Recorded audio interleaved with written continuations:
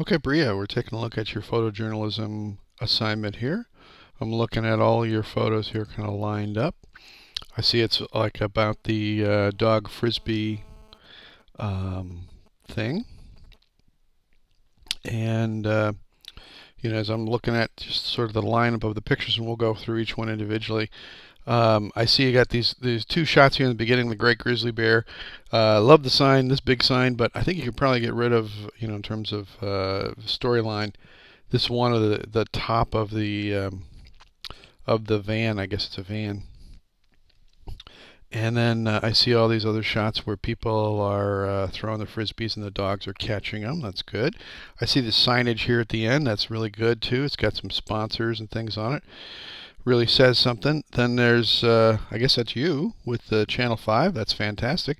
And then a tired doggy. That's a nice way to end the story. So let's take a look starting right here from, I guess, the contestants.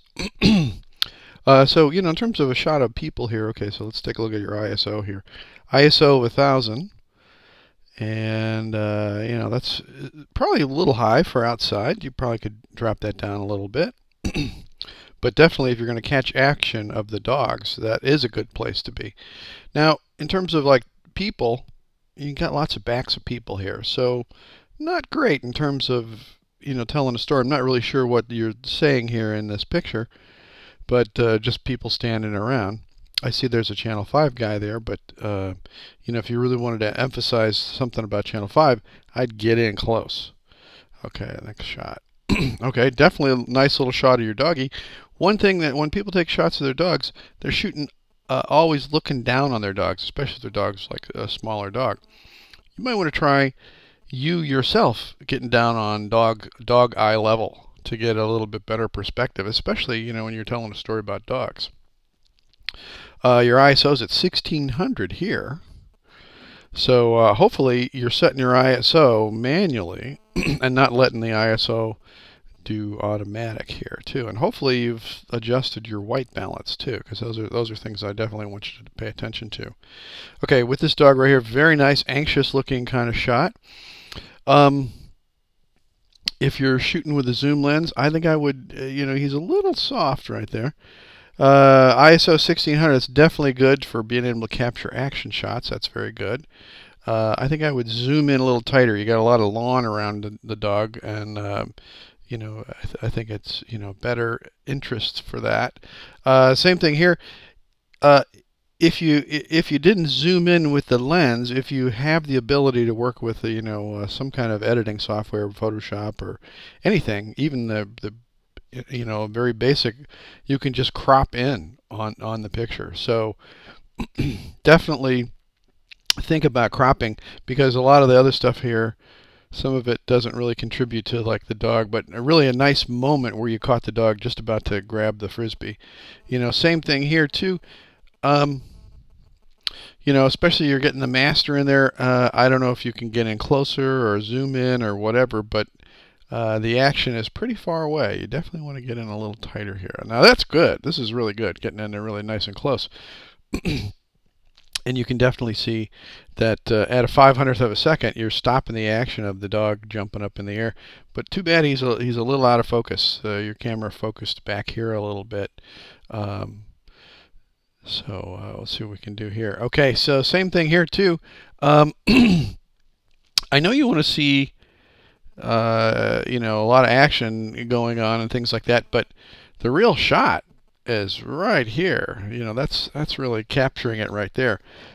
He's not really doing anything much interesting, so you might consider, cropping in on something like that too. So, oh boy, what great action that is right there too. So, and of course, fantastic here too. And once again, now this one is really great because you got it in relationship to the owner right there, to be able to crop in on this, because we don't really need to see all the lawn and everything over there. And beautiful, nice close-in shot of the dog himself. That's good. And let me just check ISO and things like this. Okay, now. So it looks like maybe your ISO, you're setting this on automatic here.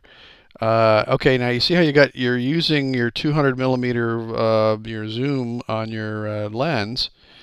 You definitely that's really a good thing to do. So on a lot of these other shots, where like for instance, like this, uh, definitely instead of at 55 millimeters, you definitely need to be shooting at 200 millimeters for something like that to be able to get, a shot like this and get in nice and tight on those action shots. And the whole idea would be shoot a whole bunch of shots because of course you can just edit down to what you want. And now here's a cute shot, with the person from Channel 5 doing the interview. So, but essentially the same kind of thing here too. You can the shot's right in here. Really, like a nice tight shot right there. I don't need to see the brick wall or anything like that over there. It doesn't really contribute to your story. But this is really a sweet shot. Very nice that you got this picture. So things to pay attention to. Number one, make sure you don't set your ISO on automatic.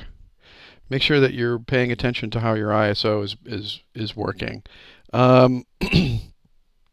Hopefully you're adjusting your white balance, and these shots being kind of on a cloudy day, you can adjust your white balance so that it's for a cloudy day. They look like it might have been just like on auto white balance. Unfortunately, over here the little details don't tell me what the white balance is. But make sure that you are not shy about using your telephoto lens, and like in a shot like this right here, get down on the dog's level. Like this shot, or this telephoto shot here, you're almost on the dog's level, because you're shooting further away and zoomed in tight. And that gives you more of a perception of being, closer in terms of eye level to the dog. Use your telephoto, get in tight on those things, crop in, and throw out like extraneous shots. The first shot is fine with the nice big sign, but when you've got something like this, a choice between this and this, pick the one that you like better and throw the other one out. If you have a shot like this, that just people standing around, that doesn't really tell much about your story. People got their backs turned to you. Show, something that pertains to the story. Show people, people's faces, people's expressions, not their backs. But anyway, in terms of the, telling a story and everything for the assignment, everything looks good. But make sure you pay attention to those details in future assignments. And thanks very much.